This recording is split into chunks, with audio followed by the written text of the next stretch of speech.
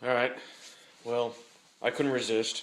I went ahead and emptied out the entire uh, almost gallon of water I had in there and mixed in another 13 grams of that NaOH. So there's a total of 15 grams of NaOH in there right now, which I'll show you the percentage on the computer in a second.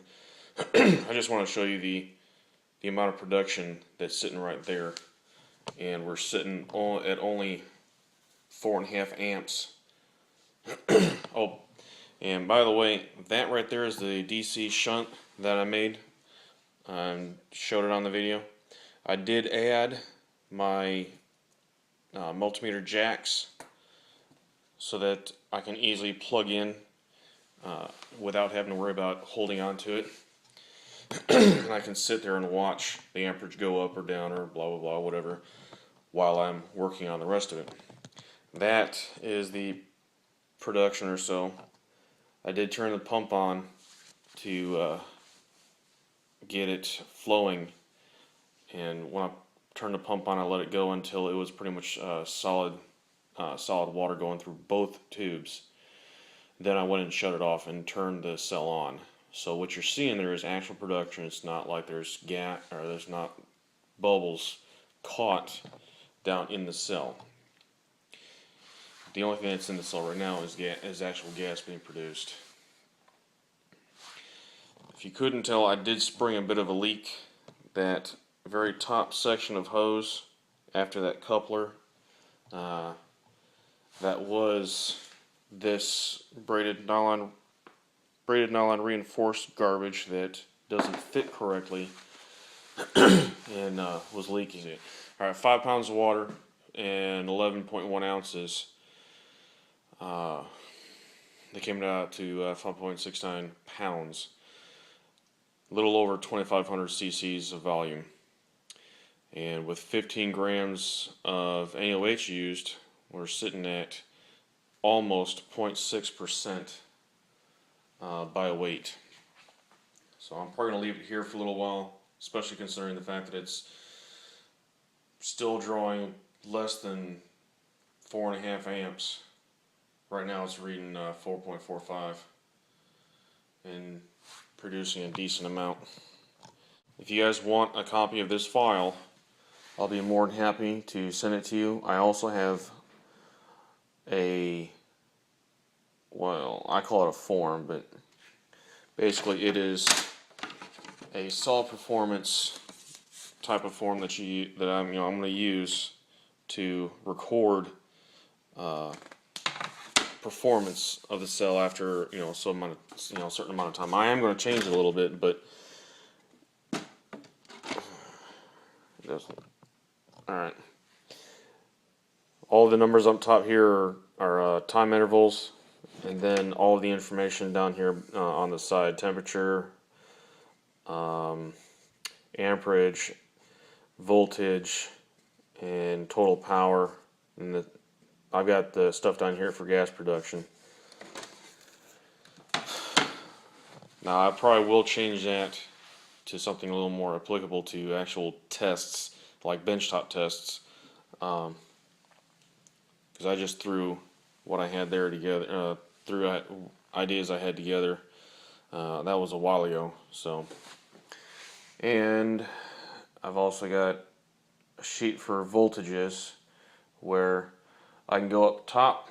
I can, the black bars are the actual plates themselves, and then the numbers in between the black plates are the number of cell gaps. Like this one's 14 plates, but only 13 cell gaps because I've got a special design here that I'm working with.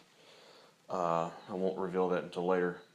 But anyways, with it being 13 gaps, it's got the voltage per plate based on the voltage that I've got here on the left hand side, and on increments of 1/10 of a volt for so far. Then down further it jumps up. But anyways, that's what all this red and green and yellow stuff is. I've got red for anything over 2.2 volts.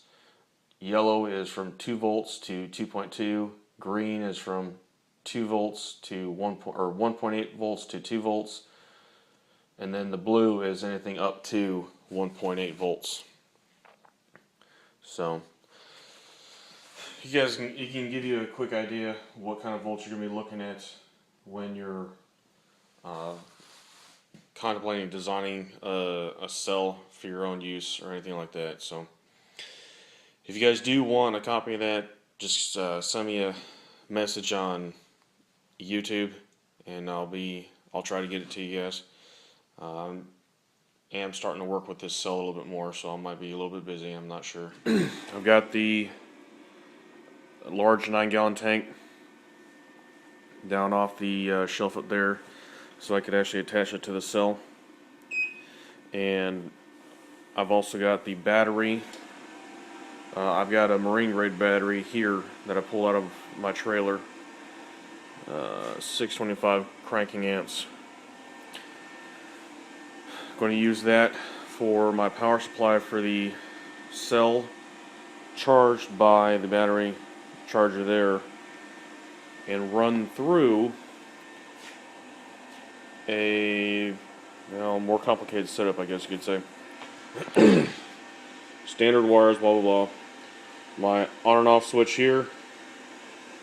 And I've got two 30 amp relays here, and 230 amp circuit breakers in line right there, and it's going back to the shunt. With the readings for the shunt are right there on the multimeter, which you can read right there.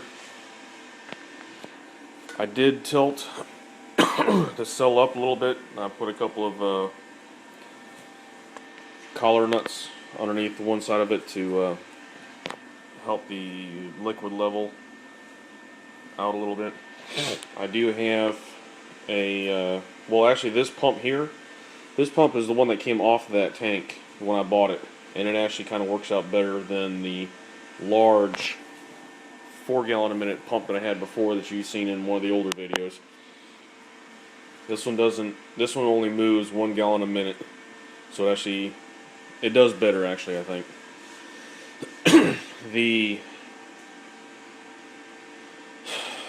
This tank is large, quite large. The modifications I made to it are just the top port there.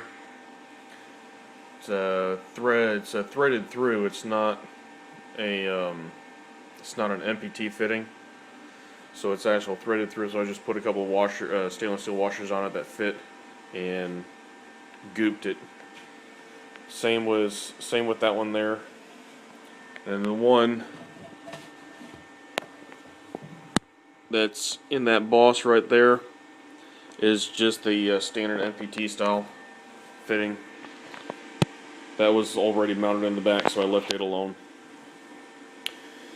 The top was leaking a little bit, so I went ahead and dumped some goop in there right now. It's still soft, so I'm trying to let it cure up a little bit. Now it was leaking, and I wasn't exactly sure where. I couldn't get it tight enough to stop leaking, so so I went ahead and did the rim or the sealing surface, and then I did in there just in case that spot there for some reason it was leaking.